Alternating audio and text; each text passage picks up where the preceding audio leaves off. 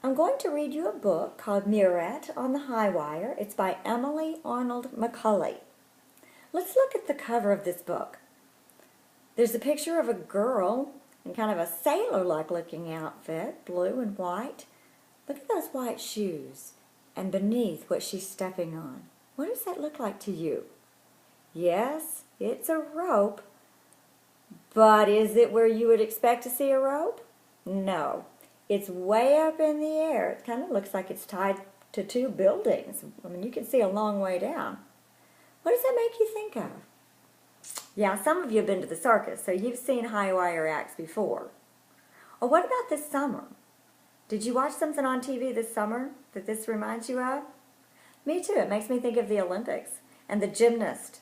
The balance beam event is what I'm thinking of specifically. Well, this book won a gold medal, kind of like those athletes did at the Olympics. But it won a gold medal because of the illustrations in this book. They're really wonderful, they're beautiful, and they go so well with the story. So let's turn and read about this gold medal book. It's a girl walking out of the door. Oh, these pictures are beautiful. Let's see, what does that say? A Monsieur Becquet.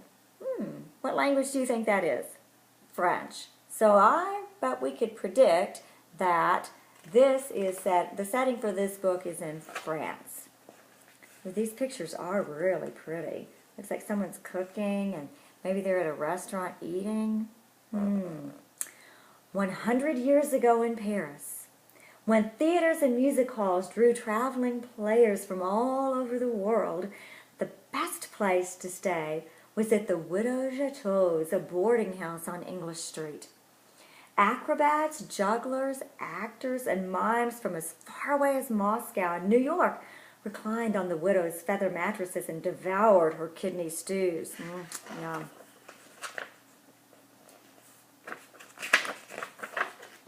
Madame Chateau worked hard to make her guests comfortable, and so did her daughter, Murette. The girl was an expert at washing linens, chopping leeks, paring potatoes, and mopping floors. She was a good listener, too. Nothing pleased her more than to overhear the vagabond players tell of their adventures in this town and that along the road. One evening, a tall, sad-faced stranger arrived. He told Madame Chateau he was Bellini, a retired high-wire walker. "I'm here for a rest," he said. "I have just the room for you, Monsieur Bellini, in the back, where it's so quiet," she said. "But it's on the ground floor with no view." "Perfect," said the stranger. "I will take my meals there." The next afternoon, when Murette came for the sheets, there was a stranger crossing the courtyard on air. Murette was enchanted. Of all the things a person could do, this must be the most magical. Her feet tingled as if they wanted to jump up on the wire beside Bellini. This makes me wonder what's going to happen. Do you think she's going to get a chance to try it? Murette worked up the courage to speak. "Excuse me, Monsieur Bellini. I want to learn to do that," she cried. Bellini sighed. "That would not be a good idea," he said. "Once you start, your feet are never happy on the ground."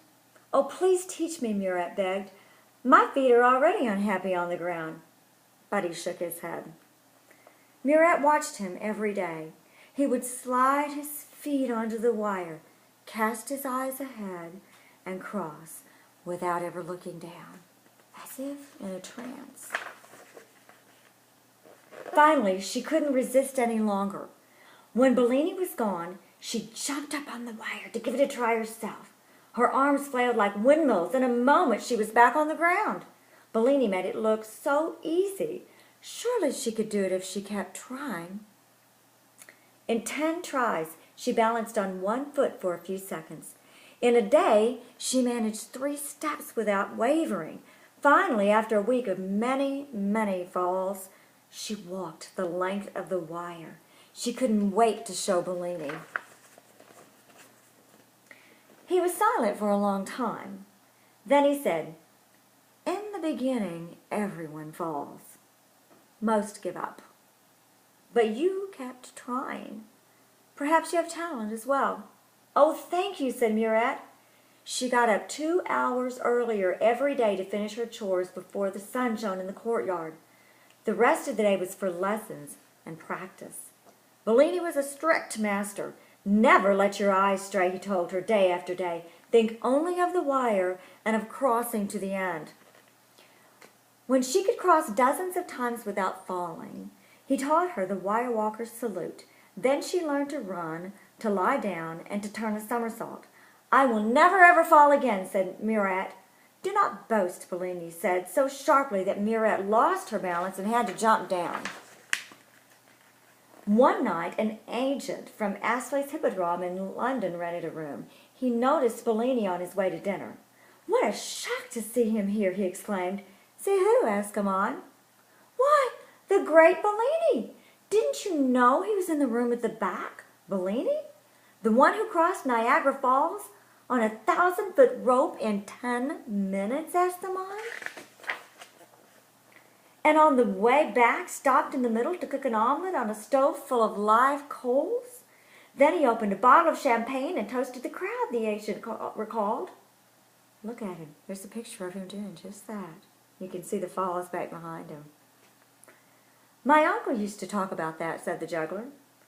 Bellini crossed the Alps with baskets tied to his feet, fired a cannon over the bull ring in Barcelona, walked a flaming wire wearing a blindfold in Naples.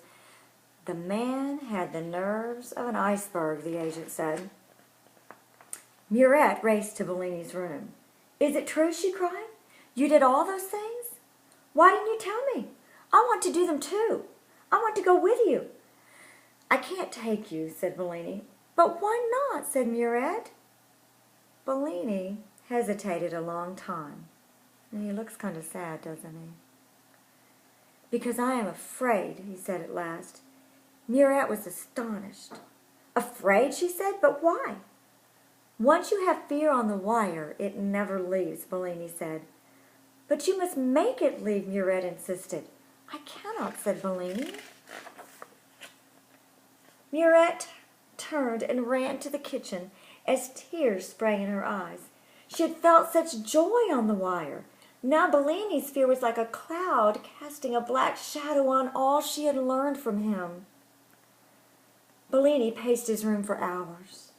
It was terrible to disappoint Murat. By dawn he knew that if he didn't face his fear at last, he could not face Murat. He knew what he must do. The question was, could he succeed? That night, when the agent returned, Bellini was waiting for him. The agent listened to Bellini's plan with mounting excitement. "I'll take care of it," he promised. He said to himself, "A big crowd will make me a tidy profit. What luck! I just happen to be in Paris now." Bellini went out to find a length of hemp with a steel core. He borrowed a winch and worked until daylight securing the wire. The next evening, Murat heard the commotion in the street. "Go and see what it is," her mother said. "Maybe it will cheer you up." In the square was a hubbub. The crowd was so thick she couldn't see at first that the agent was aiming a spotlight at the sky. "Return of the great Bellini," he was yelling. Could it be? Murat's heart hammered in her chest. Ooh, look, there he is. Bellini stepped out onto the wire and saluted the crowd. He took a step and then froze. The crowd cheered wildly, but something was wrong. Murat knew at once what it was. For a moment, she was as frozen as Bellini was. Then she threw herself at the door behind her, ran inside, up flight after flight of stairs, and out through a skylight to the roof. She stretched her hands to Bellini. He smiled and began to walk toward her. She stepped onto the wire, and with the most intense pleasure, as she always had imagined it might be, she started to cross the sky. "Bravo! Bravo!" roared the crowd. "Protégé of the great Bellini!" shouted the agent. He was beside himself, already planning the world tour of Bellini and Murat. As for the master and his pupil, they were thinking only of the wire and of crossing to the end. And then if you look closely, you'll see a poster, Murat and Bellini. They're both on the high wire. And there's another little girl looking at it. Kind of makes you think maybe she's dreaming that she could be the next high wire walker too. So it took a lot of courage, and it took a lot of hard work for Murat to learn to walk on that high wire. And it took a lot of courage for the great Bellini to face his fear and to walk again on the high wire even when he was afraid.